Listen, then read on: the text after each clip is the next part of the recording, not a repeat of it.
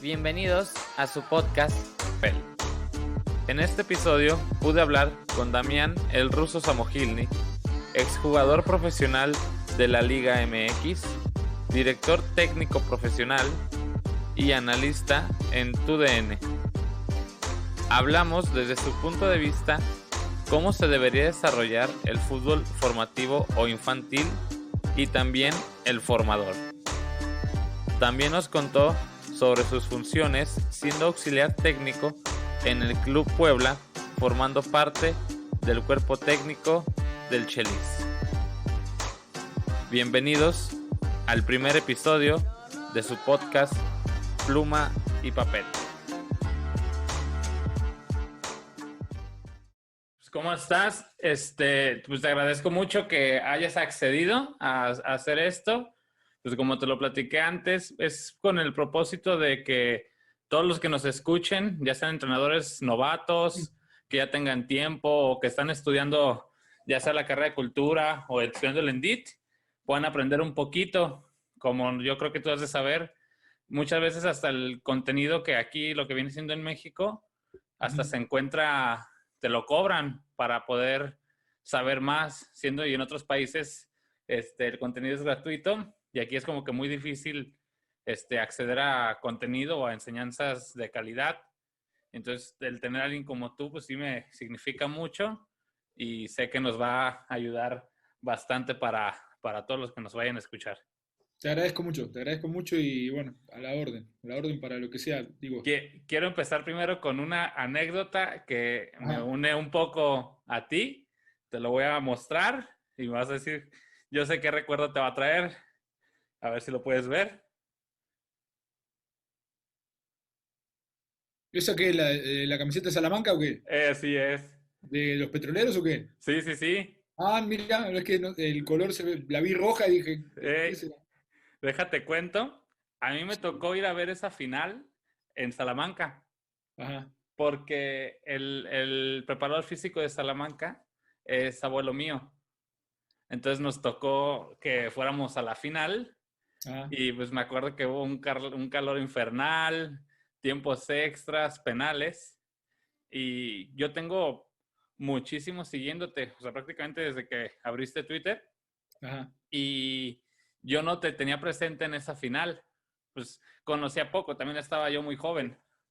Y de seguirte, pues ahí descubrí que tú jugaste esa final. Entonces dije, pues ahí yo tengo playeras del Salamanca, le voy a recordar ahí Sí, que nos pepinaron. sí, sí, sí, nos tocó ahí ganar justo de visita, pero Sí, fue sí, un sí. partido muy duro. Íbamos ganando, después nos empataron y bueno, fuimos a penales y me tocó a mí justo definirlo. ¿Quién estaba en ese plantel de los que llegaron a Estaba jugar en primera, aparte de ti? Villalpando, Noriega, Velázquez, la mayoría Sí. porque Chelis se quedó con la mayoría de los que habíamos Sí, ya participado estaba el Chelis también. de esa final, sí. Yo no me acuerdo, por ejemplo, en Salamanca que estaba Damasceno Sotiva, un Tiva, morenito, que sí, de hecho es de quien tengo la playera. También, una anécdota curiosa fue de que las playeras que usaban como para entrenamiento ujú, ya las habían serigrafeado los de Salamanca ajá. con el campeón. Y pues tómala, tómala, las regresaron. Y ya nos tocó que después ahí nos regalaran, pero ahora con el sub, le mandaron a poner Sí. el sub, ¿no? Lo que nunca va, pero se adelantaron un poquito. No, pues todos hicimos esas playeras, nosotros también teníamos, así que Sí, el que pierde siempre se las guarda. sí, sí, sí. Y ahora, pues ahora sí, empezar a lo que nos acontece. De tiempo de seguir tu carrera, Ruso, yo le he escuchado y visto bastante tus Ajá. inicios de cómo te tocó lo que fue picar piedra. Y eso es algo que yo considero, yo pienso que muchos futbolistas lo hacen, pero en el que es tu caso, el cómo fue de Argentina, lo que pasaste para después llegar, eso fue lo que a mí me gustó mucho por la perseverancia, que es lo que yo siento que muchas veces los que se están preparando, como que a veces no tienen esa perseverancia. ¿Tú cómo viviste el proceso desde que empiezas a jugar fútbol hasta que debutas en Argentina, ¿cómo te fue? ¿Cómo fue ese proceso contigo? Pues bueno, yo inicié por medio de un vecino, ¿no? Y Sí, cuando inicié en el fútbol, la verdad es que no me imaginaba al principio hasta dónde podía llegar, o sea, jugaba por jugar, ¿no? Incluso no me acuerdo que yo a los 10 o 9 años dijera voy a jugar profesional, ¿no? sí, Fue más como iniciar en el fútbol y poco a poco ir metiéndome hasta darme cuenta de que podía llegar a tener alguna posibilidad. Yo claro. escuchaba mucho decir a mi papá que de una cantidad X de niños, supongo que era una estadística a ojo de buen cubero, ¿no? Como se dice. No era Sí, una estadística del cual tuviera conocimiento, pero él decía de que de cada millón de niños llegaba uno, ¿no? claro. Entonces, yo con esa estadística dije, no, me está matando, ¿no? Sí, De un millón de niños y que solamente llegue uno, no creía yo poder ser ese uno. claro. No sé qué tanto tenía de razón mi papá, pero siempre fue como medio desalentador escucharlo porque lo repetía mucho, Sí, ¿no? Cada vez que le decían a mi papá que yo tenía algunas condiciones, que pateaba fuerte, que no, que era bueno, mi sí, papá decía, sí, pero ya ves, no, es una carrera muy difícil, de cada millón de niños llega uno, dos, decía. Y siempre escuchaba eso y decía, qué difícil. sí, Y yo creo que conforme fui creciendo, me tocó me tocó fibras ese comentario. Y lo único que pensaba era en que cuando ya empecé a tomar conciencia de que quería llegar a primera división, pensaba que tenía que ir superándome y tenía que hacer más que los demás, ¿no? Porque no era un fuera de serie, era bastante inteligente para jugar, pero nunca fui un fuera de serie o alguien de mucha habilidad. Eh, y bueno, me metí en la cabeza trabajar, trabajar y trabajar y persistir y tratar de superar las diferentes fases que a veces los demás niños se quedan ahí atorados porque no son lo suficientemente perseverantes o insistentes. Y bueno, yo me dediqué mucho a entrenar, a hacer dobles turnos, desde los 14 años que empecé a tomar conciencia que tenía que bajar de peso, que tenía que hacer muchas cosas para poder ganar un lugar de titular, porque a los 14 era suplente. Yo fui titular toda mi vida en el fútbol sala, y cuando llegué a Independiente, incluso en Racing, en cancha de 11, que jugábamos en aquel momento, no se tenía conciencia, ¿no? Y nos metían niños de 10 años jugando en cancha de 11, bueno. Pero claro. jugábamos en cancha de 11 y yo era titular. Ya pasando a los 13 años pasé a Racing y en Racing, perdón, a Independiente y de Racing a Independiente hice digamos, ese pase y cuando llegué ya no fui titular y me costó 6 meses poder ser titular. No tenía, eh, digamos, tenía competencia y no tenía yo la posibilidad de superar al que estaba enfrente mío, ¿no? Entonces tuve que bajar de peso, tuve una llamada de atención del entrenador y bueno, tuve que ponerme bien físicamente, me empecé a dar cuenta que me alcanzaba para donde estaba, pero cuando llegué a Independiente no me alcanzaba para ganar un puesto ahí. Entonces, como que hice una promesa conmigo mismo y me empecé a entrenar mejor, empecé a hacer una dieta muy estricta, bajé alrededor de 10 kilos, que era lo que tenía que bajar, bueno, tenía que bajar 7, bajé 10, me empecé a formar en un tono más muscular y empecé a darme cuenta que con el trabajo podía crecer y podía ser mejor y podía incluso competir y quedarme con el puesto. Me quedé con el puesto de titular a fin de año y ya el próximo año lo inicié jugando. Eso me dio la posibilidad de sentirme importante, de sentirme cada vez mejor. Y bueno, como que me aferré a la perseverancia, a esa disciplina para poder seguir superándome. Y así me fue hasta los sub-17, cuando me citaron para la selección juvenil, con el seleccionado de Peckerman. Empecé a darme cuenta que eso estaba dando resultados hasta llegar a primera división. Y así fue, ¿no? Con perseverancia y disciplina que logré llegar a estar un año con la primera división. No debuté oficialmente, jugué algunos amistosos de Copa de Verano, pero no debuté oficialmente. Y después, bueno, vino la posibilidad de venir a México y todo lo que pasó. Pero me formé en la perseverancia, en la disciplina, en, en, en la insistencia, ¿no? En Y la bueno, mentalidad, ¿no? Yo también, o sea, por lo que me estás contando, Y que tú mencionabas el aspecto de lo que tú escuchabas en tu familia y decías, no, y vamos a darle, y vamos a darle, o sea, y teniéndolo en casa, y aún así te sobreponías y le metías.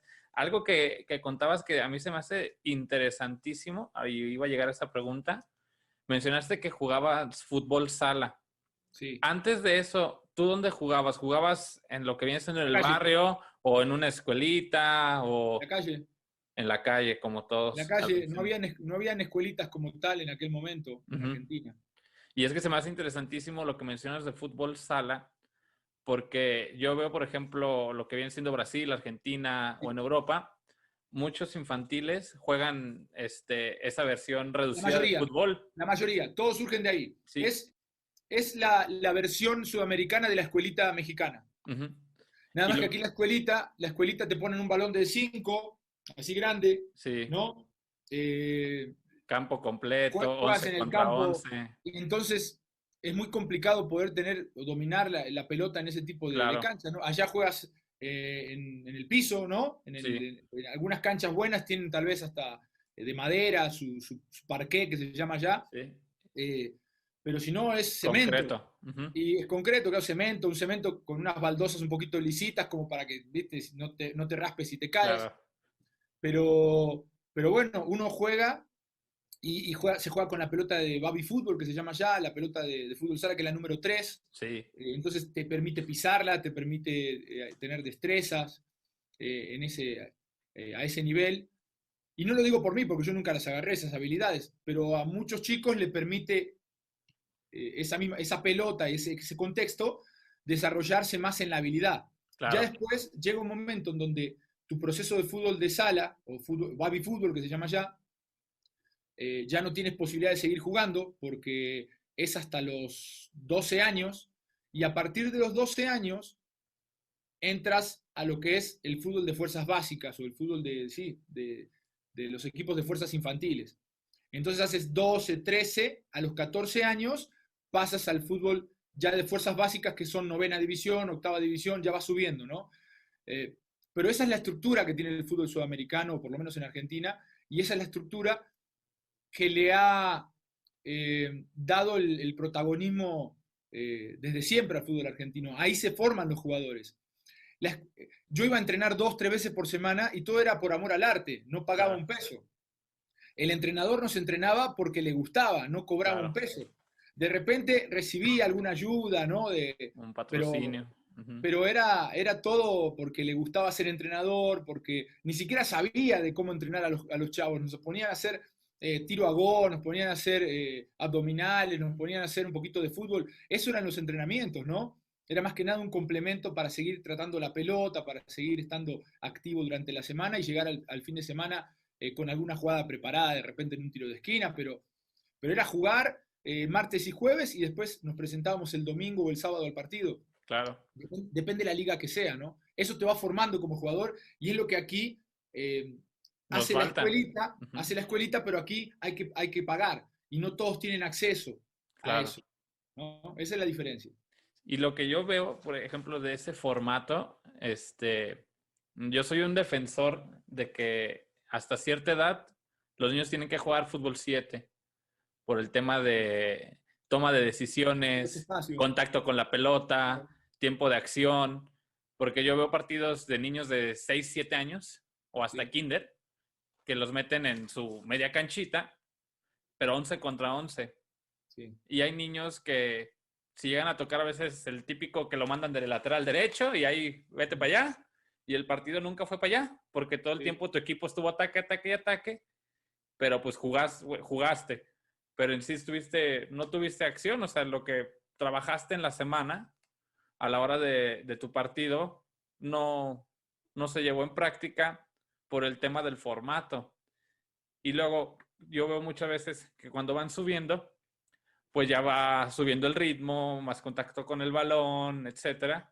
Y esos niños que se rezagaban en esas edades que no participaban, son los que yo he visto en lo poquito que llevo, que les empieza a costar. Ritmo, toma de decisiones, la misma experiencia para qué voy a hacer con la pelota, cómo dar un pase aquí, allá. sí.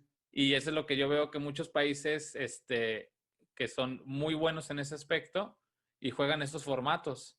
Inclusive en España y en Inglaterra yo he leído que tienen el formato obligatorio de que tiene que jugarse fútbol 7 o fútbol 9 hasta cierta edad y después dan el brinco. Y inclusive en las ligas infantiles les ponen unas reglas, creo que es en Inglaterra, donde no está permitido el despeje. Tiene que ser Claro, forzosamente sí, sí. salir, o sea, por lo menos no la puedes despejar. Está en España, creo que está igual lo mismo. Y aquí no, aquí jugamos, por ejemplo, aquí en Jalisco que tú viviste, tenemos pocas ligas. O sea, está la Liga Córdica y por ahí están saliendo otras dos, tres. Pero sí hay el formato de fútbol 7, pero se emplea más como para equipos que no completan su roster. Así de que, ay, pues tengo 13 niños y no me convendría estar en fútbol 11. Ah, pues en fútbol 7. O también lo consideran el fútbol 7 como para los equipos más rezagados en su calidad. No, y no tomando en cuenta que ese formato es para formar. Y entonces todo lo fuerte, por así decirlo, todo va a fútbol 11, de todas las edades, de todas las edades, o sea, inclusive los equipos de equipos profesionales. Quien está empezando a mandar aquí, por ejemplo, en Jalisco, a sus equipos a fútbol 7 es Atlas. Yo ya he visto que están metiendo en fútbol 7, pero se encuentran con el problema de que no tienen competencia, por lo mismo que te digo, que Sí. muchos lo consideran al fútbol 7 como ahí meter a los equipos menos preparados, más rezagados, y pues ves golizas y golizas y golizas, y ahí también pues pierde un poco el chiste para ellos. En la federación, la Liga de la Federación, el sector amateur también están empezando a meter apenitas eso, pero lo fuerte lo siguen enviando a fútbol 11 sin importar la edad. Y lo que yo veo es eso, que eso, a mí me encanta el tema del fútbol sala. En Brasil, en Argentina, me imagino que en otros países está ese formato. Otra cosa de las que me agradan mucho de ti desde que te sigo es que eres estudiado y tienes la idea de cómo tiene que ser la preparación de los niños. O sea, inclusive los que te siguen en redes sociales, ven cómo entrenas con tu niño, los consejos que le das. Mm. Alguna vez yo vi en una red social tuya, no sé si fue en Instagram o en Twitter, que hasta dabas un consejo para dónde meter al niño. Decías algo así como, vayan a un entrenamiento de prueba y Ah, claro. vean cómo es el entrenamiento. Si usan mucho balón o Sí, si no usan mucho balón.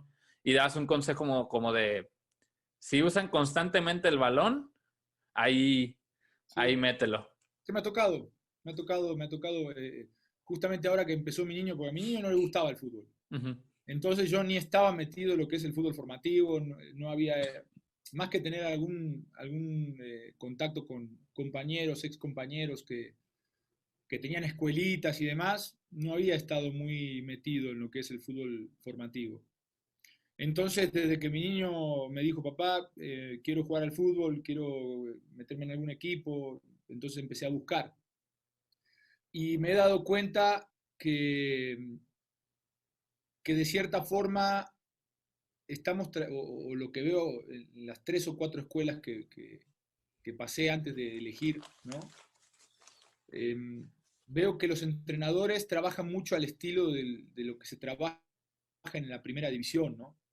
Va mucho yo creo que son profesores que quieren en algún momento o que tienen el Quieren sueño de... llegar. Y para ser un formador hay que tener vocación. O sea, tú tienes que saber que estás en la formación y que tienes que tener la vocación de formar, no entrenar al niño para que hoy sea como un jugador de primera, sino formarlo para que en algún momento, si tiene esa posibilidad de seguir creciendo, pueda adquirir los conocimientos y las diferentes características que pueda tener un jugador de primera división, que es totalmente diferente a entrenarlos como si fuera una primera división, ¿no? Y yo he visto eso, o sea, fui a una escuelita de Chivas aquí cerca y vi un entrenamiento de espacio reducido donde no los dejaron tocar la pelota más de 4 veces porque, claro, los chicos se equivocan y entonces viene el entrenador, los para y les dice, a ver, sepárense, usted allá, usted allá, usted allá, en el espacio, espere la pelota, a ver. chicos de 5 o 6 años Que no te quieren el van a balón. esperar nunca la pelota porque quieren ir atrás de la pelota y no está mal. El tema está en hacer un espacio reducido sin porterías y pretender que los niños la mantengan dentro de un cuadrado, ¿no? Por más de 30 segundos. La pelota se va siempre porque los niños no tienen un control de la pelota adecuado. Y entonces ahí ya empiezan los problemas. Tú estás aplicando un trabajo que se aplica para adolescentes, que se aplica para una primera división de espacios reducidos, ¿no? Sin portería, un rondo que se llama en algunos lados, en otros son espacios reducidos con algunas adecuaciones para poder hacer un trabajo más dirigido, ¿no? A 2 toques, 3 toques, y tú ves eso aplicado en niños de 6 y 7 años, nunca te lo van a hacer bien el trabajo, porque primero, aparte de entenderlo van a entender, pero no tienen el dominio de su cuerpo, no todos pueden tener el dominio de la pelota adecuado. Y entonces ahí ya es el primer problema.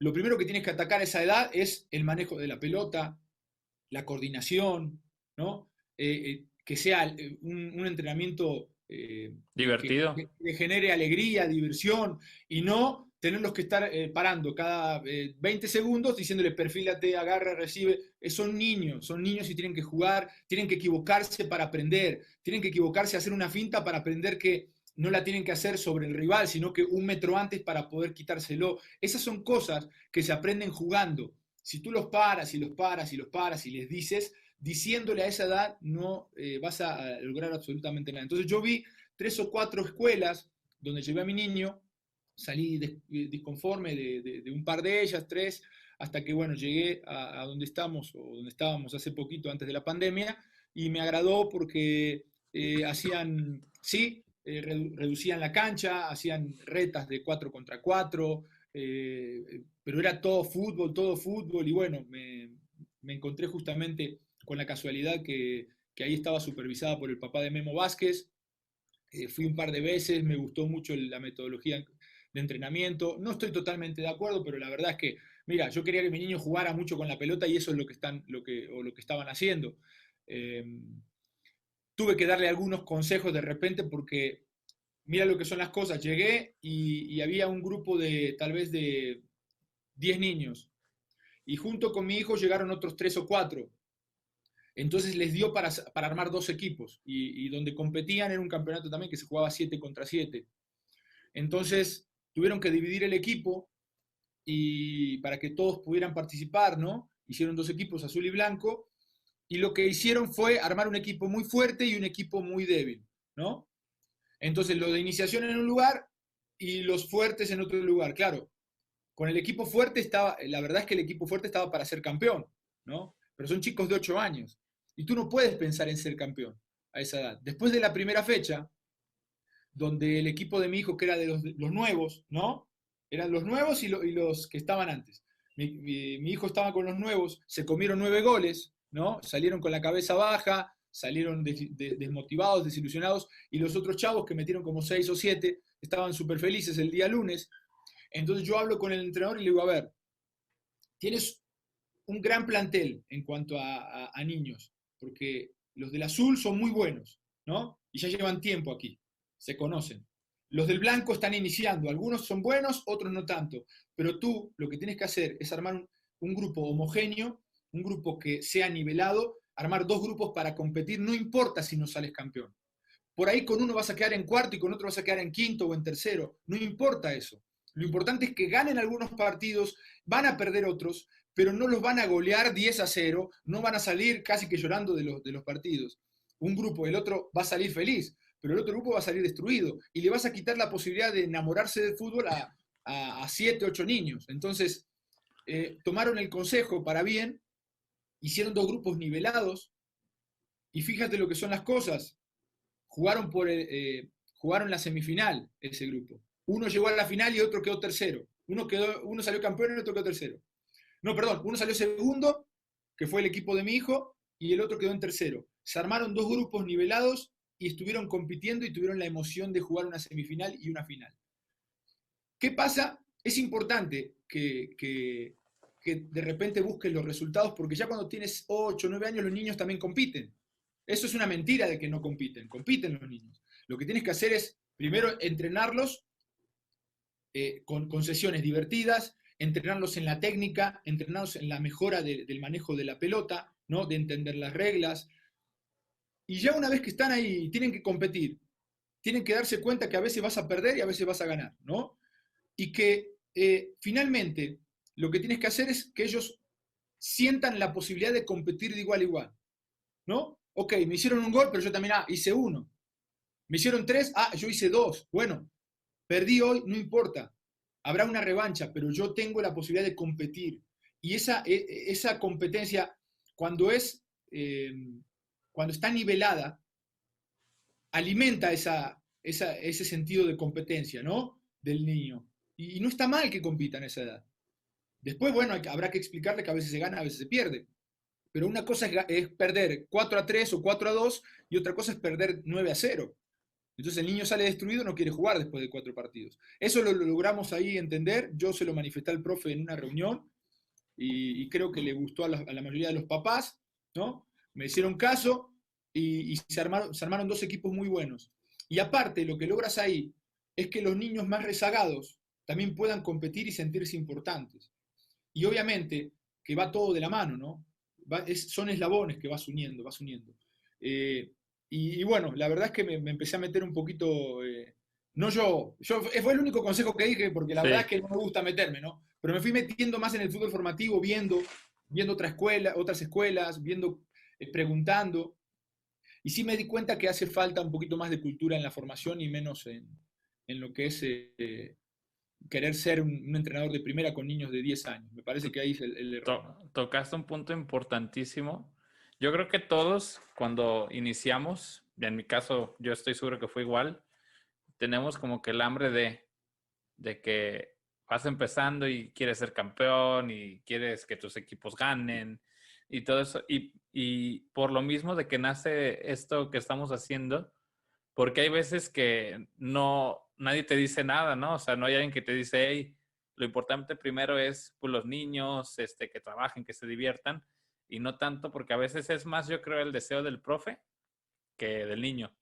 El niño yo creo que va a querer ir a divertirse, a jugar, a meter goles, y el profe creo que va más con la idea de que Sí. campeonar, campeonar, campeonar. Y muchas veces no hay quien no lo digan. Habrá unos que tienen el lujo de estarse preparando ya sea en la universidad con la carrera de cultura física, otros el ENDIT, o habrá otros que en forma empírica, que también se vale. Y en muchos casos, el caso fue el mío que me estás tocando estudiando, que no hay gente que a veces te diga eso. O inclusive también en donde trabajas, que te piden la exigencia con esos equipos. Y sin importar cuánto jueguen, cuántos partidos jueguen los niños, etcétera, que el objetivo es que ganen. Y tocaste, ese punto se me hizo Sí, importantísimo. incluso las escuelas, y no estoy hablando de escuelas de fútbol, las escuelas privadas que tienen equipos de fútbol se enorgullecen de que los chicos de 9 y 10 años son campeones, ¿no? Y nosotros tenemos un equipo que es campeón. Pues qué bueno, o sea, si son buenos, pero de ahí a enorgullecerte porque a los 10 años ganaste, me parece que estamos equivocando el camino en ese aspecto. Claro. Los chicos de 10 años tienen que aprender muchas otras cosas que si son acompañadas de que ganan porque son buenos, qué bueno, pero eso no va a hablar completamente bien de tu trabajo. O sea, puedes estar haciendo un gran trabajo y no ganar, y puedes estar haciendo un trabajo muy mediocre y ganar. Y ganar. Porque tienes unos niños que tienen una gran capacidad y a esa edad te marcan diferencia. Yo cuando era chico tenía un equipo que solía ganar más de lo que perdía, ¿no? Y fuimos invictos un año y ganamos campeonatos y demás. ¿Sabes cuántos llegaron a primera? 0. Bueno, yo, 1. Entonces, creo que lo que tenemos que tener en cuenta es que la gran mayoría de los niños que tenemos en un grupo, ¿no? Como decía mi papá, la gran mayoría de esos niños no va a llegar a primera división. Y esa parte que está viviendo en ese momento en la escuelita, en la escuela, con su grupo de fútbol, en donde sea, tiene que ser formativa para la persona. Tiene que aprender a trabajar en equipo, tiene que aprender el habilidoso, que cuando su compañero, que no lo es tanto, pierde una pelota, no lo tiene que regañar, no tiene que hacer caras, no lo tiene que aislar, sino que lo tiene que ayudar, ¿no? Que le tiene que decir. Si se equivoca de alguna forma, lo tiene que alentar. Esas son las cosas que te van generando formación. Claro. Y sí, cuando tengan 17 años y estén compitiendo en una sub-17, ahí sí, si uno tiene un error, podrán venir reclamos y todo, porque ahí ya estás compitiendo. Y ahí hay grandes jugadores o prospectos de grandes jugadores, y ese es otro nivel. Pero cuando tienes 10 años, 12 años, tienes que trabajar sobre eso, sobre esa parte, sobre la parte humana. Y yo soy muy de ver eso. El otro día justamente pasaba con mi hijo, y mi hijo tiene buenas condiciones. Y de repente, bueno, en el grupo donde está entrenando ahora, es un grupo que tiene diferentes niveles de chicos. Hay algunos que están muy rezagados, otros que están iniciando, otros que, niñas que están empezando a jugar, otros chicos que son buenos. Y entonces me tocó vivir una situación en donde uno de sus compañeritos perdió una pelota y vino un gol, ¿no? Y después volvió a cometer otro error y sin querer pateó mal y la metió en su propia portería. Entonces yo estaba afuera observando lo que pasaba y lo único que veía eran reclamos, ¿no? Porque claro, en la competencia, digamos, del interescuadra que estaban haciendo, por ponerle algún nombre, ¿no? En ese partido, pues se picaron y obviamente que quieren, hay algunos que son muy competitivos, en el caso de mi hijo, y se enfocó mucho en ganar el partido y cuando vinieron los errores, yo sentí que hubo reclamos entre algunos, a ver, yo le pegué un grito de afuera y el niño se estaba yendo, ¿no? Llorando, se estaba saliendo de la cancha. Sí. Y yo le tuve que pegar un grito y decirle a mi hijo que lo vaya a buscar. Y entonces yo le pegué el grito, eh, yo creo que lo tuvo que haber hecho el profesor, ¿no? Sí, Yo claro. cuando lo vi yéndose al niño que se estaba yendo, el profe estaba tal vez en otra cosa, ya no recuerdo, sí estaba en otra cosa, pero bueno, estaba en el celular o quién sabe qué estaba haciendo, ¿no? Entonces yo le grité a mi hijo y le dije, voy a buscarlo. Lo llevó, lo animó y después se puso a jugar. Claro. Eso es finalmente lo que hay que enseñar. Exacto. Porque a esa edad, a 9 años que tiene mi hijo, no están para andar reclamándose nada porque perdieron una pelota, que cometieron un error. Pueden cometer 1000 errores, ¿no? Y lo importante es que se atrevan. Si no, ese niño que se va, no regresa más. Porque se va con una herida, se va pensando que no es bueno, se va pensando que no da el nivel, se va pensando muchas otras cosas y ya no quiere regresar porque se siente menospreciado, se siente menos. Y no hay que hacer menos a nadie, ¿no? Esa es la forma de ayudar a los que tal vez están un poco más atrasados. Ahora, yo creo que en un entrenamiento de este tipo de grupos donde no están tal vez al mismo nivel, tienes que seccionar, tienes que dividir y tienes que tomar a los de mejor nivel y hacer un trabajo para ellos y tienes que trabajar también con los otros chicos que están menos capacitados en estos momentos para tratar de ponerlos, no te voy a decir al mismo nivel porque rápidamente no se logra, pero sí de entrenarlos con la pelota, en la coordinación y en todo lo que tiene que ver con la destreza física, porque hay chicos que ni siquiera saben correr y ya quieren los entrenadores hacerlos patear un penal, patear fintas. Hay que primero enseñarles a correr, enseñarles a coordinar. Son Claro. muchas cosas, ¿no? Acá nos, Ese es el secreto de que esos niños avancen. acá en lo que respecta a mi campo, que es la preparación física, en la carrera nos enseñan algo muy importante con los niños, o bueno, más bien con la preparación, que se llaman fases sensibles. Claro. Haz de cuenta, es una tablita, para los que nos escuchan, una tablita donde viene los rangos de edades y lo que hay que trabajar tanto física y hasta emocionalmente. Y hay unas edades donde marca, aquí no es importante la competencia, aquí lo que importa es estas capacidades físicas, esto sí, esto no, y no, aquí no importa la competencia. Y después te marca, a partir de esta edad, ya importa la competencia. ¿En qué aspecto? En tu forma de entrenar. O sea, que no hagas entrenamientos para ganar el partido, sino que tus sesiones, tus entrenamientos sean para formar. Y a partir de cierta edad ya puedes empezar a perfeccionar. Entonces, en las fases sensibles es una guía que tenemos nosotros. Ahí viene siendo otro Mira, detalle que no muchos las tenían. sí. Por ejemplo, yo empecé de Yo, entrenador y no sabía eso. sí, mira, yo no estoy del todo de acuerdo en que no importa ganar, Ujú. pero evidentemente no es lo más importante. Sí, sí, sí. O sea, yo no concibo que entrenes y le digas a los chicos, no importa si perdemos, no. A ver, hagan todo su esfuerzo para buscar Claro. ganar el partido, pero se pierde y no pasa absolutamente nada.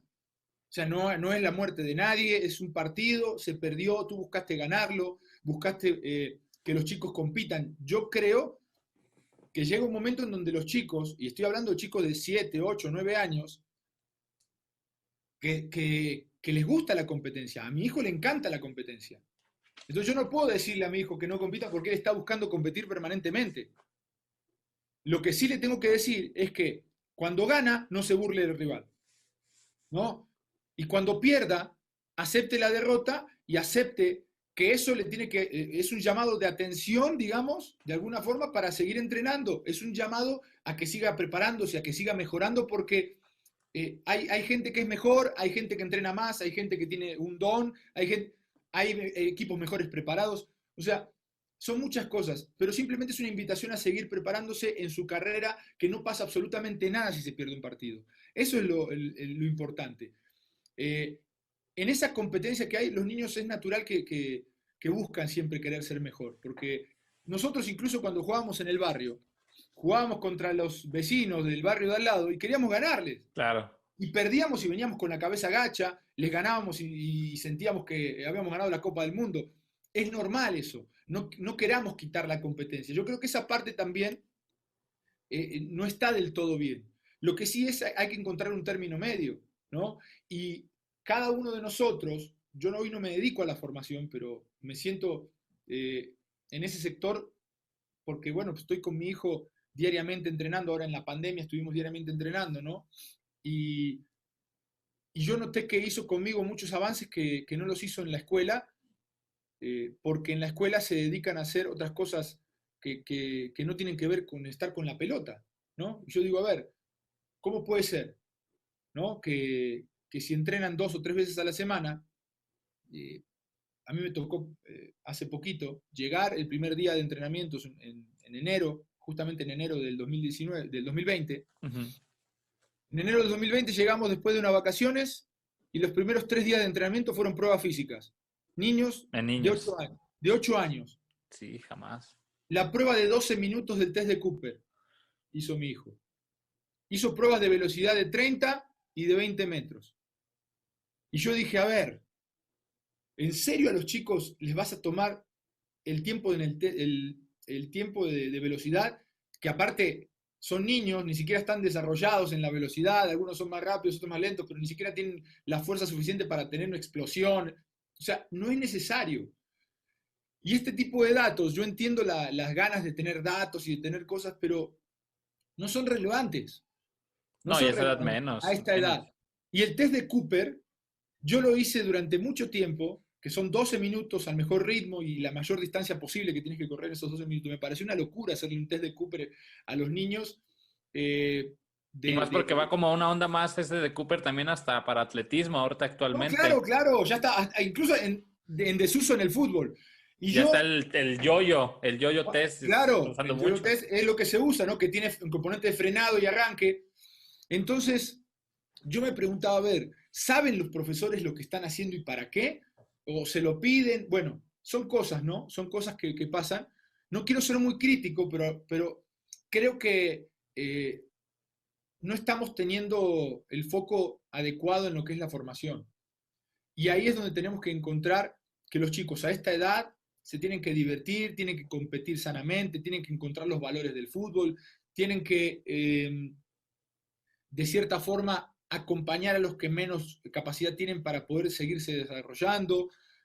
Es todo un cúmulo de cosas, saber jugar en equipo, no ser egoísta, no soltarse para hacer una gambeta, perder el miedo a gambetear, porque si a esta edad yo le digo a un niño que gambetea, que la pierde la pelota, le digo que eso no se debe de hacer, ¿no? Adiós, La próxima creatividad. vez no va a querer gambetear, y si no gambetea, no va a desarrollar habilidad. Si no desarrolla habilidad, ¿no? No va a saber jugar bien al fútbol, va a tener que jugar a un toque. Y estamos generando que los futbolistas sean todos iguales, ¿no? Cuando nosotros los que nos deslumbran son los Messi, los Cristianos, los Los Maradona, diferentes. ¿no? Los Di María, los Neymar. Vemos a Neymar y decimos, carajo, ¿cómo juega? A ver, yo no consigo que Neymar juegue a 2 toques, ¿no? Si yo a Neymar desde los 9 años, 8 años le digo, juega 2 toques, no, no sería Neymar. Entonces creo que eso es lo que tenemos que desarrollar en los niños. Y conforme van avanzando, cumplen 11, 12 años, ya puedes ir incorporando algunos conceptos, ¿no? 13, 14 años ya están en una edad diferente, entienden mucho mejor, puedes enseñarle a jugar a 2 toques sin ningún problema. Lo más importante para un niño va a ser que primero desarrollen la habilidad, la coordinación, y luego va a encontrar la capacidad física, luego va a encontrar incluso la inteligencia para saber cuándo tocar y cuándo no. Y eso se enseña más adelante. Pero si yo le enseño a jugar a 2 toques desde los 9 años, cuando tiene 14 años no va a saber gambetear. Ahora, si el niño sabe gambetear, yo a los 14 años le puedo enseñar a jugar a 2 toques. Le puedo enseñar a ver antes la jugada y desprenderse rápido de la pelota. Lo que nunca le voy a poder enseñar a los 14 es a gambetear, porque si no aprendió a los 10, 12 y lo hizo 1000 veces, esa es la diferencia. Y es lo que yo a veces desde mi cuenta de Twitter me meto un poquito y trato de repente de llegar a influir en la gente que trabaja en el fútbol con un comentario para que simplemente piensen lo que están haciendo. Sí, ¿No? no, Espacio reducido sin portero a los niños de 9 años y qué alegría les das, ¿no? ¿Qué alegría les das? Ponle las porterías y que bombardeen y que metan goles. Y lo más lindo para los niños es ver cómo se mueve la red. Esos son detalles que me parece que no se tienen que perder. claro, no, y a mí te digo, a mí me marcó mucho eso que dijiste ya hace buen rato, cuando lo que hacías de buscar las escuelas, o sea, cuando te escuché decir eso de entrenamientos con balón y todo eso, ahí fue donde como que dije, sí, cierto, ahí yo empezaba apenas, yo tengo apenas 7 años entrenando y mis primeros años fueron de, perdón por la palabrota, pero de cagada y querer ser campeón y que yo soy Guardiola y así, y en el camino fui destruyendo. Pero en el camino también fui aprendiendo que sí, que no. En tu caso, ahora dando el salto, ahora a tu faceta con el Endit, de que te tocó de auxiliar y todo eso, ¿fue tu primera experiencia con Puebla ya siendo un entrenador o antes habías ya laborado en otro lado? Tuve algunas experiencias cuando estaba justo de jugador en mis etapas finales. Me invitaron era una situación media extraña, allá justamente en Guadalajara. Ujú. Se armó un equipo de tercera división y el que lo dirigía, el entrenador, era un contador, no tenía nada que ver con el fútbol. Entonces, por medio de un amigo que era su auxiliar, me conectaron y me dijeron si me animaba a ir un par de veces a la semana a trabajar tácticamente con el equipo, ¿no? Entonces, bueno, fui durante tal vez 2 meses, 2 meses y medio, y me metí a la cancha, me metí a la cancha martes y miércoles, tratando de trabajar la salida, de ser influyente en los chavos en algunas situaciones. Ya tenían 15, 16 años, no sé, sí, tercera división, ¿no? Profesional. ¿Y qué te Eh, tocó cuando sí, ibas iniciando? ¿Qué errores tenías tú como profesor, entrenador, que después te diste cuenta que los tenías y ya no los hacías? O sea, como por ejemplo, acá nos pasa de que a veces hacíamos las filas de las tortillas para los ejercicios con los no, niños no, y ya eso después no se usa. vamos Eso no se corrigiendo. usa. No, no, no. Yo tengo muy claro, la verdad es que el fútbol sí te da una ventaja, el estar adentro de la cancha, el Claro. convivir con entrenadores, con profes, con, bueno, años en esto, sí te da ciertas ventajas, por lo menos para no empezar con ese tipo de errores. Obviamente que cometí algunos, pero creo que tienen que ver más con el manejo de los entrenamientos, con la posición en donde estaba o con de repente interrumpir algún entrenamiento por dar una explicación muy larga, no sé, son momentos, ¿no? Sí, Pero no con hacer filas, porque eso me parece que ya desde chico no tienes que hacer filitas. Yo veo entrenadores todavía que hacen filas para patear a portería y digo, a ver, carajo, tan difícil no es. Pones 2 porterías, una encontrada, ¿no? Y divides, y que hagan una filita, pero de 3, no hagan una claro. fila de 6, ¿no? Entonces, bueno, porque los niños a esa edad de 9 8 años, tú los pones en una fila de 10 a esperar un tiro y se están pegando, se están Claro. agarrando. Entonces no se puede. Puedes hacer un trabajo diferente, dinámico y puedes darle la posibilidad de no tener que distraerse en otras cosas, ¿no?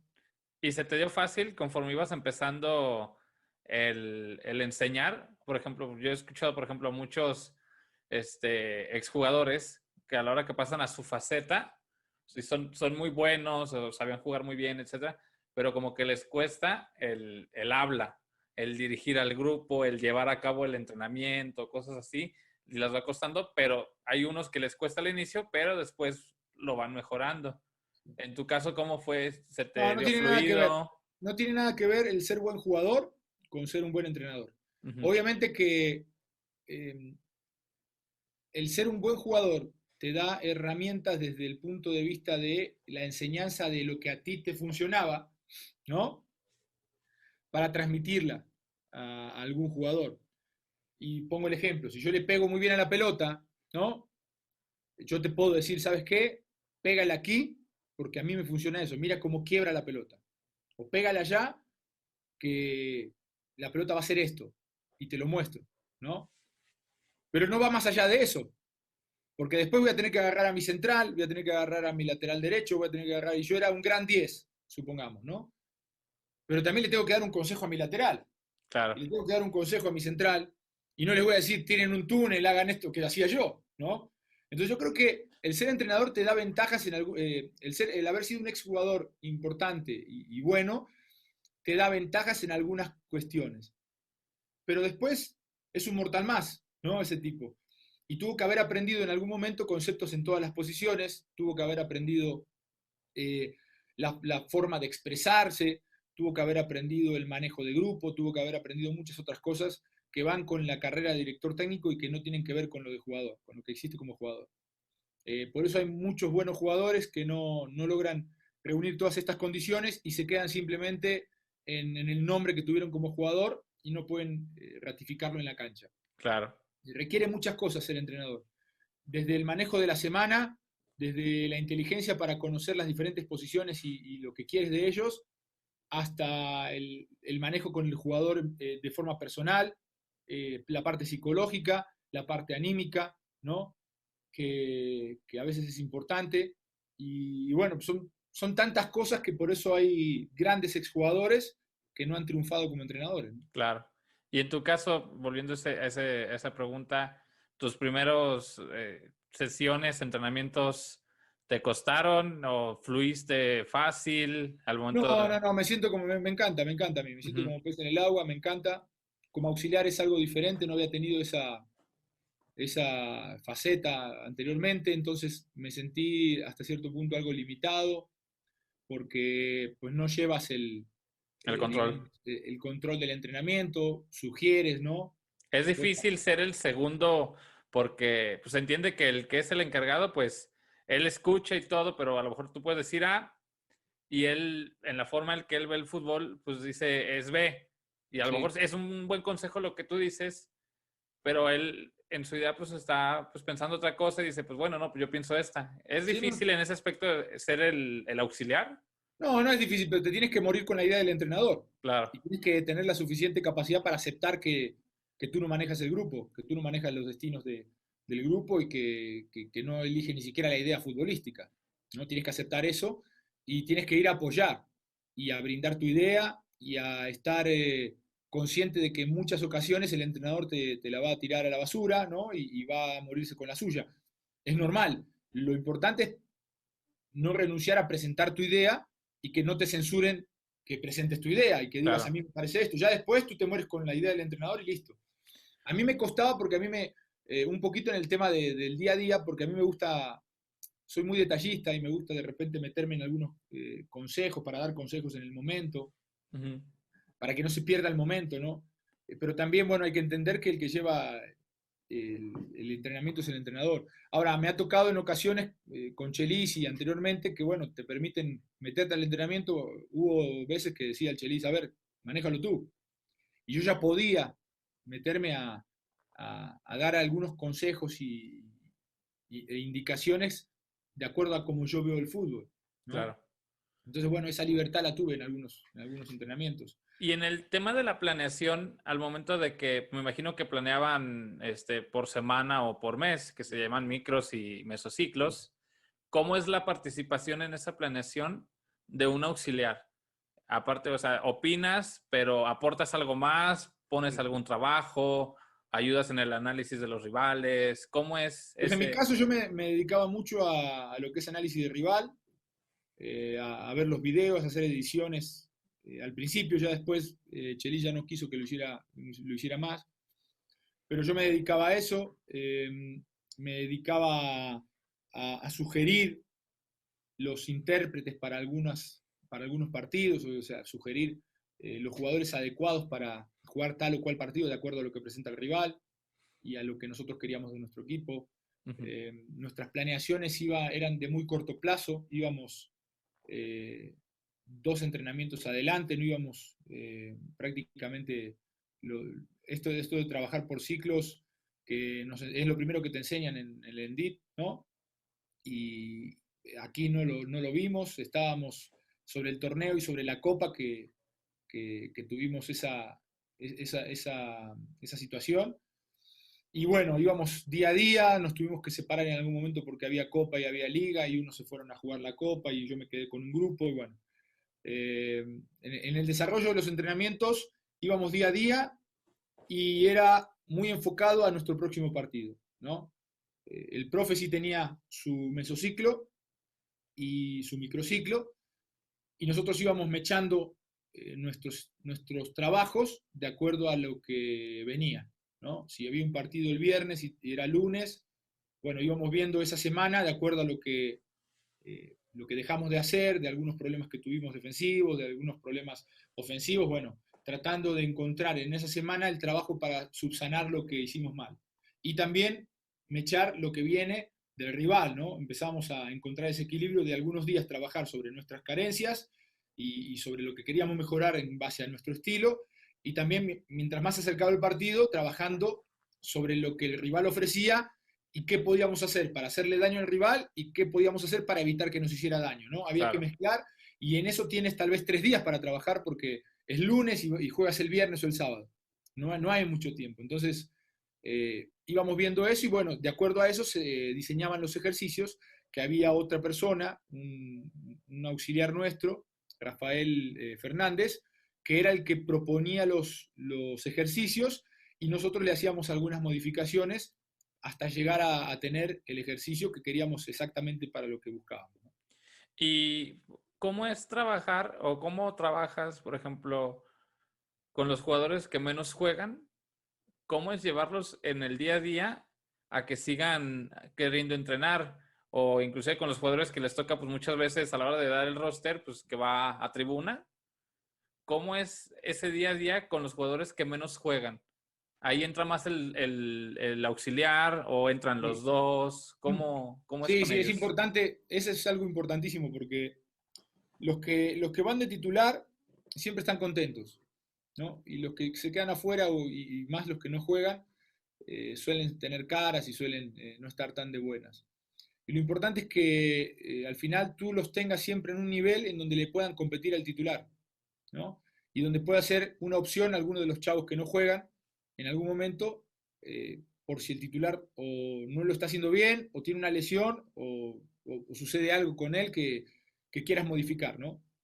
Y esa es la parte importante que hay que atender. Con los suplentes y con los que no juegan tienes que tener actividad, y por lo tanto, eh, una vez que trabajas con los titulares y suplentes, ya la carga suficiente con los titulares o los que jugaron, ya les das su descanso y te quedas con los que no vienen jugando regularmente para hacer algún trabajo extra.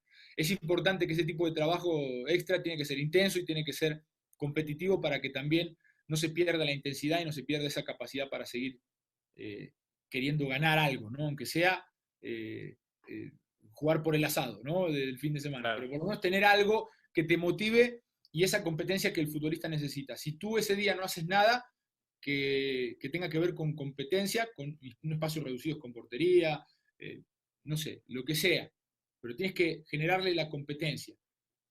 Y bueno, nosotros tratábamos de hacerlo así. Generalmente los lunes o el primer día de entrenamiento es cuando tú trabajas menos con los titulares y puedes enfocarte en los suplentes y los que no jugaron. Y es ahí donde tienes que darle ese apapacho también Ujú. al que se siente, al que se siente un poco Menos. relegado, Sí. platicar, motivarlo. Ahí entra mucho el auxiliar, ¿no? Porque generalmente ese tipo de trabajos los manejábamos nosotros, y es importante que esté el entrenador, importantísimo que esté el entrenador, aunque no esté llevando el entrenamiento, tiene que estar ahí afuera, tiene que estar viendo, porque no es lo mismo que el entrenador no esté a que ahí esté, ¿no? La sola presencia hace que el entrenamiento tenga una intensidad diferente y que el futbolista que no ha jugado se sienta importante también, que no le quites esa importancia. Entonces, entre ese apapacho, que esté el entrenador, el hablar con el que no está bien, el que se siente bien pero que no está jugando, es un cúmulo de cosas que hay que manejar y obviamente a cada uno de ellos darle una solución diferente, ¿no? Si está enojado y es un tipo que de carácter, que tiene una trayectoria, no es lo mismo a un chavo que está subiendo y que no está jugando, ¿no? Entonces todos tienen una forma de llegarle diferente. Algunos hay que decirles con una palmada en el hombro, dale que puedes y yo sé que te vas a ganar un lugar y confío en ti, pero hoy está otro en un mejor nivel y con ese mismo discurso llegarle a un tipo de 34 años, ¿no? Que tiene trayectoria y que te manda la fregada, ¿no? Claro. Hay que llegarle diferente, hay que platicar diferente y obviamente tratar de encontrar el punto exacto donde los puedas motivar, porque a todos los vas a necesitar, a todos los vas a necesitar. Entonces hay que darle a cada uno su lugar, porque el día de mañana se te lesiona un jugador importante, tiene que entrar ese chavo de 19, 20 años a romperla, o ese jugador de experiencia de 34, 35 años, y no está en ritmo, no está anímicamente bien, entra simplemente a cumplir y no va a contribuir al equipo, ¿no? O sea, sí es un manejo difícil, pero alguien tiene que hacerlo y obviamente que ahí entra el cuerpo técnico. ¿Y tú qué consideras más importante a la hora del juego? ¿Que prevalezca lo que viene siendo la forma de juego del equipo con tu idea, con lo que quieren? ¿O plantearlos de acorde al rival? O sea, por ejemplo, de que la forma de plantear tu equipo, el parado táctico, etcétera, dependa más del rival, o que sea más de que nosotros tenemos bien definido que jugamos siempre 1-4-3-3 y presionar y tocar, etcétera. ¿Qué consideras tú más importante? Yo siento que no hay que decidirse, no es un solo camino, Claro, no hay que decidirse por uno. Yo creo que tanto puedes mantener tu idea futbolística, que no es lo mismo que el sistema que utilices, tú puedes jugar 4-4-2 o puedes jugar 4-3-3 o 5-3-2 y buscar la misma idea futbolística en una estructura diferente, ¿no? Pero en una misma idea. Y yo creo que no hay que dejar de lado lo que puedes hacer para disminuir las posibilidades del rival de ofrecer su mejor versión y que eso también potencie la tuya, ¿no? Tu posibilidad de ofrecer tu mejor versión. Entonces, tanto es importante trabajar sobre tu estilo como buscar algunos detalles de lo que presenta el rival que puedas anular para hacerlo menos peligroso y a la vez potenciar lo que tú tienes. claro. Es un equilibrio que hay que encontrar. No creo que tenga que ser yo me enfoco en lo mío y no veo nada del rival. Y tampoco observar al rival para cambiar 7 jugadores porque el rival tiene gente rápida. No, a ver, yo tengo un estilo, tengo una forma. Y tal vez lo que pueda hacer es modificar levemente ese estilo y esa forma para potenciar lo que tengo y para disminuir lo que hace el rival. Ok. Y ahí en el ejemplo está claro, ¿no? Si el rival tiene un centro del campo con jugadores importantes que te mueven mucho la pelota y yo quiero ganar ese centro del campo, tal vez puedo poner, siempre juego 4-4-2 y puedo poner uno más, hacer un 4-3-3, ¿no? Prescindir de un media punta para poner un volante ahí y ganarle la partida en esa zona. Eso no quiere decir que yo quiera simplemente anularlo. No, a ver, es anularlo para generar yo fútbol y a través de mi estilo y mi forma también ir a ganar el partido, ¿no? No quiere decir que me tengo que colgar del travesaño o que no tengo que cambiar mi estilo, tengo que trabajar con mi estilo, pero también darle armas tácticas al equipo para que potencie lo que tiene, ¿no? Y es ahí donde el entrenador empieza a intervenir y puede marcar una diferencia y puede seguir trabajando con su mismo estilo, pero puede trabajar también tácticamente para que el equipo se imponga. Yo creo que hay que encontrar ese equilibrio. Y yo recuerdo muy bien, por ejemplo, un partido que vinieron con Puebla, acá Sí, contra Chivas. claro. Y por la posición en donde estaba, me tocaba ver claramente la banca de Puebla. Uh -huh. desmiénteme si me equivoco, yo recuerdo mucho que ustedes iniciaron con una línea de 5. Sí. Y hay un momento en el que se dan cuenta que les sobraban centrales y Ah, cambian y órale, y tomaron todo cambió el el partido. partido totalmente. Yo Mira, veía eso y yo veía una discusión, bueno, una plática pues en la ah, banca, sobre todo tuya, y después escucho la transmisión, no recuerdo quién estaba en cancha, que mencionaba al respecto que te habías dado cuenta, yo creo que también el Chelis, que les sobraba gente atrás. mira, no nos habíamos dado cuenta. Lo sabíamos desde la semana. Ujú. Por lo menos yo lo sabía desde la semana. De hecho, se lo había dicho al Chelis durante la semana. Sí. Y lo que sucedió fue que el Chelis decidió en ese momento poner una línea de 5 por algunas situaciones con las cuales yo también estaba de acuerdo, ¿no? En cuanto a lo que nos iba a ofrecer Chivas, pero yo creía que el sistema más adecuado para jugar era con 4 atrás y con 2 volantes de recuperación, 2 por fuera, un media punta y un punta. Que eso nos podía dar más. Y que obviamente nos podíamos adecuar a lo que estaba presentando el rival y que podíamos competir mejor en el centro del campo así. Chelis tenía sus dudas, lo discutimos durante la semana. Una de las cosas que yo le dije era justamente esa, que Vega jugaba por fuera, que la Chofi jugaba de interior y que se tiraba muy atrás y que en el centro del campo nos iban a hacer superioridad y que íbamos a tener ese problema. Por eso te digo que ya lo sabíamos. Y a los 10, 15 minutos, cuando nuestros centrales sobraban, cuando no llegaban a las coberturas, cuando en el centro del campo había un hueco enorme donde la Chofi la agarraba y hacía lo que quería, pues simplemente era lo que habíamos platicado, ¿no? Está sucediendo lo que habíamos platicado. Y creo que Chelis fue muy valiente de poder aceptar el consejo y de cambiar rápidamente, ¿no? Porque no se tentó el corazón, tuvo que sacar a uno de los centrales de más experiencia del equipo, de 35 años, ¿no? Con lo que te puede generar eso en un grupo, Y en el con un primer tipo de tanta tiempo experiencia, pero fue totalmente productivo para el equipo. le dio la vuelta al juego Y, totalmente. y, y creo que eso era lo que había que hacer, y Chelis tuvo esa valentía para hacerlo, y bueno, sirve mencionar que nos escuchó y que finalmente tomó una gran decisión, ¿no?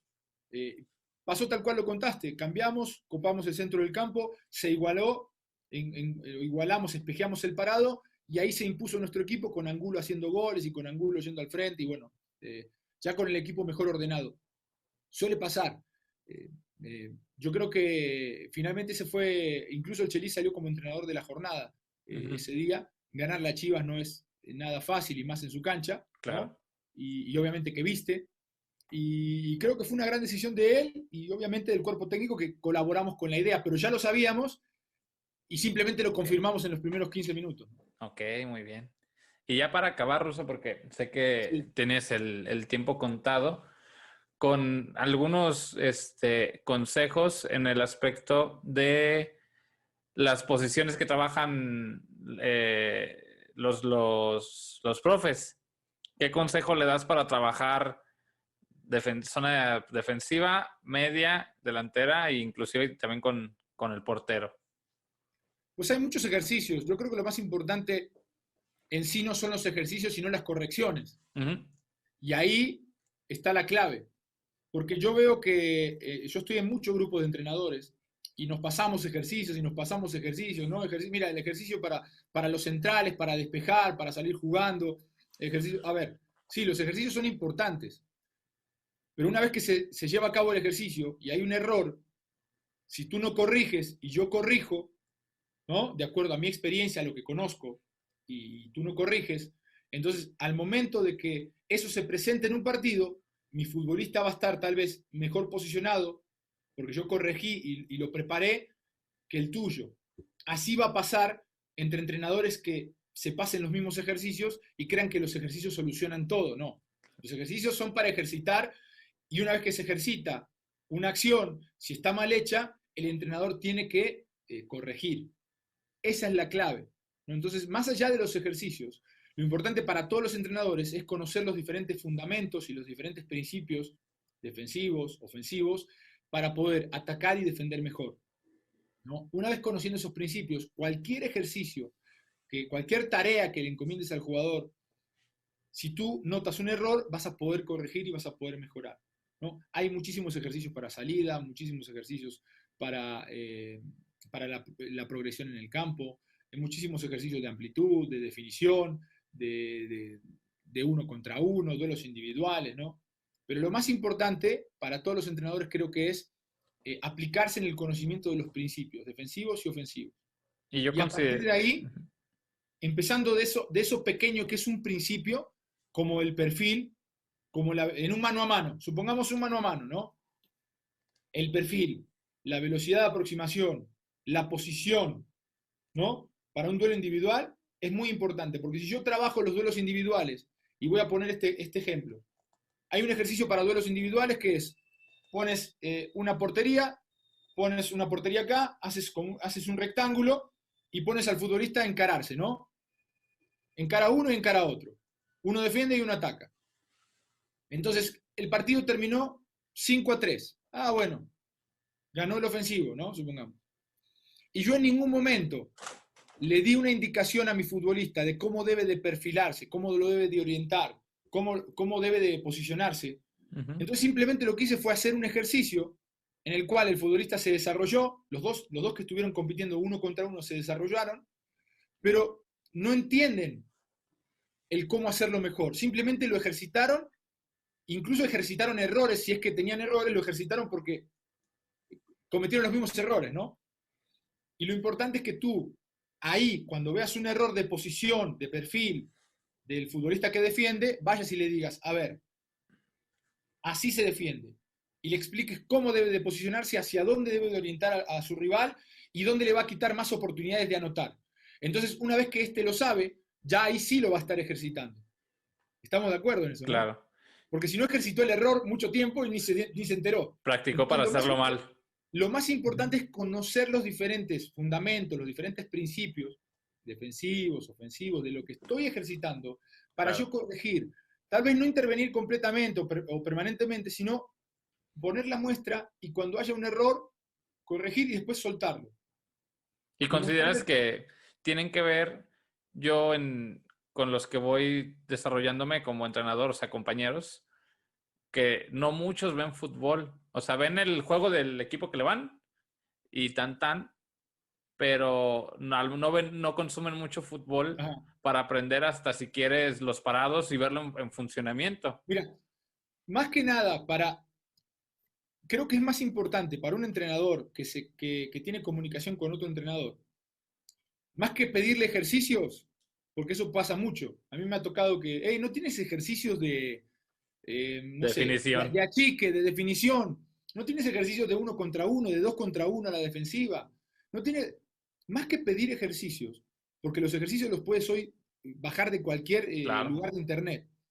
Más que pedir ejercicios es compartir ideas y compartir, a ver, y pocas veces me lo han preguntado. ¿Qué es lo más importante como lo que lo estábamos platicando? ¿Qué es lo más importante defensivamente en un 1 contra 1? Ah, y yo te voy a dar mi opinión y tú vas a poder decir, ah, mira, o sea, esto es lo que piensa de ese 1 contra 1. Y los ejercicios los consigues tú. Bajas de internet, hay ejercicios por todos lados, grupos por todos lados de Facebook. O hasta lo creas. Hay muchísimos grupos donde te pasan ejercicios y ejercicios, pero eso no es lo más importante. Lo más importante es conocer, ¿no?, de diferentes bocas, cuál es la mejor forma de marcar un 1 contra 1, hacia dónde lo debes de llevar, ¿no?, cómo te debes de perfilar. Ya conociendo eso, el ejercicio es lo de menos. Una vez que pones el ejercicio que pongas, si tú corriges al jugador correctamente, lo que le vas a dar al jugador es mucho más importante que lo trabajes en tal o cual ejercicio. ¿Sí me entiendes? ¿Sí me explico? O sea, eso es lo importante, conocer el concepto, ¿no? ¿En qué momento? O para un ofensivo. ¿Qué es lo mejor para un ofensivo en un duelo 1 contra 1? Pues obviamente recortarle para el sector donde no está perfilado, porque lo va a hacer cambiar el perfil, le va a quitar tiempo al defensivo y lo va a llevar incluso a un lugar en donde no estaba preparado, ¿no? Ese tipo de cosas son las que debe de saber un futbolista.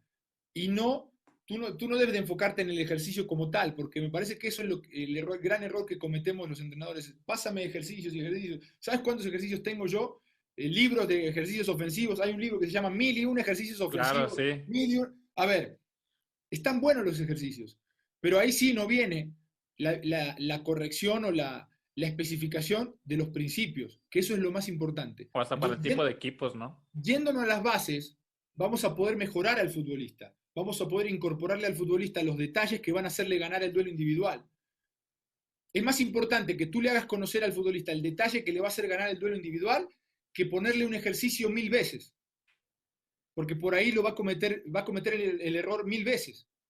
Y si tú lo despiertas con una indicación en el ejercicio que sea de un uno contra uno, por ahí haces el ejercicio 15 veces y el tipo ya sabe defender uno contra uno.